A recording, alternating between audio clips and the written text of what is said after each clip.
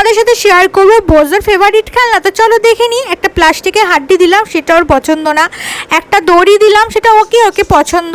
তারপর একটা বল দিলাম, সেটা তো ছুঁয়েই দেখলো না, কারণ ওর পছন্দই না। একটা বোম টাইপের বল দিলাম, সেটা ওর পছন্দ না।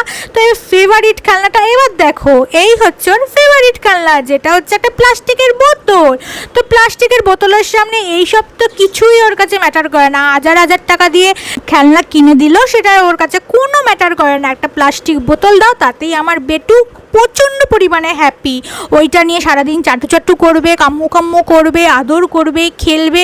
আর কিছুই ওর কাছে চাই না, কোনো কিছুই চাই না। ওর বক্তব্য যে মামি কেন টাকা নষ্ট করো আমার পিছনে, এত টাকা দিয়ে খেলনা কিনে আমাকে একটা প্লাস্টিক বোতল তো, তাতেই তো আমি হ্যাপি, তাই না? তো তোমাদের বাড়িতে কি এরকম বাচ্চা আছে যাদের কাছে হাজারো হাজারো ভালো ভালো খেলনা থাকতো, তাদের কাছে একটা প্লাস্টিক বোতলই হচ্ছে তাদের খেলনা, এবং তারা ওইটা নিয়ে খুব হ্যাপি?